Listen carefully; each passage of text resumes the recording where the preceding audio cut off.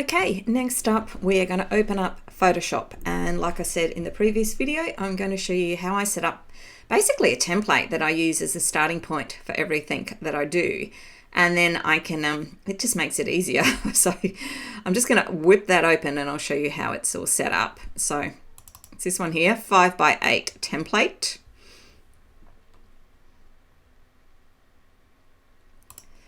Now, so what you're seeing on the screen now is basically this part here is the print wrap, and I've got an overlap over to the right of 3 inches. That is just for any sort of overflow, and if in the future you want to make an audiobook cover using the same cover, then you don't have to worry about it being suddenly cut off along this line.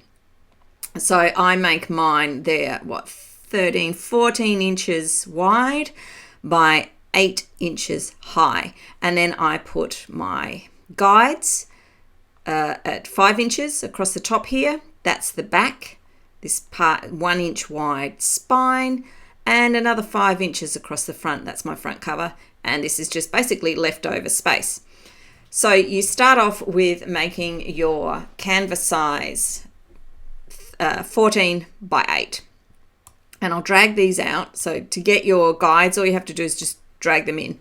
So drag them in from the side like so, and and let go.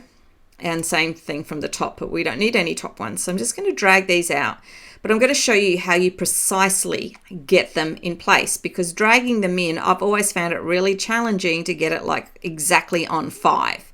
That was like 5.9 or something. So I'm just going to take that out again. All you have to do is go to View, click on View at the top, New Guide, and then, oops, it's opened up in a different window, so I'll drag that in. Type in where you want it. I want it at the 5 inch spot. Click OK. The next one I want here at the 6 inch mark, so same thing, View, New Guide, 6 inch, click OK. And then the next one I want at 11. So you go View, New Guide, 11, and voila. So that's the 3 guides that I use. So this is just going to be my front cover. If you don't want to see the guides, just hold down Command or Control on your keyboard and hit the semicolon button, and they will disappear. And do that again to make them reappear. I pretty much leave them on all the time so that I can see where things are. I've already pre-populated a typography folder. So that has the Covers by Jane, which is this bit, which is basically my logo. So that's where you would put something like USA Today bestseller, that type of thing, author name and book title. But there's some stuff I'm going to show you now, because I don't know if you look closely, you'll see that they're actually, I think that's centered aligned. Looks like it might be a little bit off. So we will test it and see. So I'm deliberately going to move this over and move that over. And I'm going to show you how easy it is to get your stuff aligned. So I'm going to pull that up, and that is through this front mask. If I turn that on, the little eyeball at the side, it all goes white, but we don't even need to turn it on. So I'm going to show you how to make one of those. Just as a quick aside as well, I make my background black, and I've made this a darker grey just to ease the strain on my eyes, because I've found having a white background makes it really hard on my eyesight. So that's the reason why it's all in black. So let's do the front mask. What you need is the marquee tool, the rectangular marquee tool, and you'll probably just need to zoom in a bit, and I'm just using my mouse wheel. And then if you hold down your space bar and keep it held down, you can then use your mouse to drag yourself around the screen. So I'm just going to click about here, and it snaps to the guide. And just scroll down. I've actually got this magnified a little bit too big, but never mind. And it snaps to the bottom, and I just want it to snap to this guide here and let go. And you see that we've got the marching ants. So I'll just scroll out again so you can see marching ants all the way around. There we go. And then what you want to do on your keyboard is Shift Command N or Shift Control N. And sorry, I've got two screens, so it's popping things up on the other screen. So we want to call this front mask, and I'm just going to call it, yeah, we're going to have two of these basically. So I'm going to put a number 1 next to it just so you can see which one we're marking with. But you just call it front mask and click OK. Then what you want to do is hit the D for default on your keyboard, then X to switch, and that will change these two around. Then you want to press Alt Delete. So Alt on your keyboard and Delete.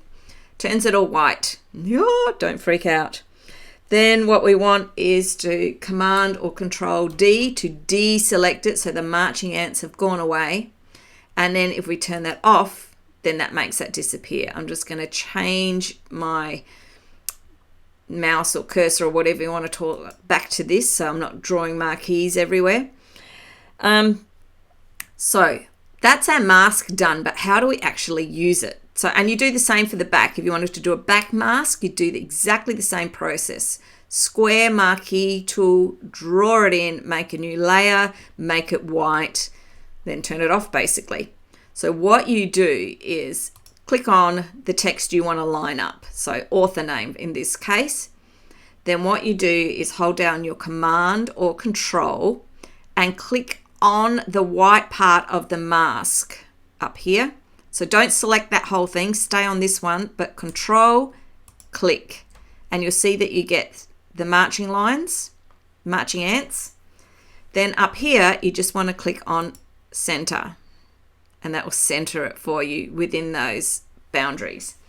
So to see it better, we know that book, the word book is not aligned. So I've clicked on book here. We've still got the marching ants, and I'm just clicking center, and that will center it for us. If you can't see this toolbar, press the letter V for Victor on your keyboard and it should pop up for you. And then change the word title and center that. And voila, you're centered. And then to deselect, to get rid of your marching ants, Command D makes them disappear. So I'm actually going to delete that mask for now because I've already got it, but that's basically how I start everything. I've got a typography folder with all of this in it. I have my mask, everything's already aligned, and then as I'm creating the book, or the cover, I just turn that off. But when I'm ready to go, I can see roughly where my model is and if my title and stuff is going to overlay on her too high. And these are, by the way, are too close together. I would actually adjust that and move that a little bit. Very important step next. Before you do anything else like bringing in your imagery and actually creating the cover is to save it. Don't save it over your template. So if you're at exactly this stage now, I would save this and call it your 5x8 template. And then just open this one up each time and you don't have to redo that process. It's already done for you. So in that case, you go File, Save As. Then you want to navigate to where you want it saved. So I've got a whole series of folders and give it a new name. And I'm just calling this one tutorial for now. Leave it as a PSD file, which is a Photoshop file, and click on Save. So now any changes I make will just be made to this file, and tomorrow if I want to start a different cover, I can just open up that same template file and this will appear, and then I can start all over again with that. So that is pretty much how I get started. I'm going to leave this video as is because next up we're actually going to start building the cover, and I just wanted to break it up into bite-sized videos that make sense that you can come back to in the future. Okay, I'll see you in the next video where we're going to start bringing in those comps that we've downloaded.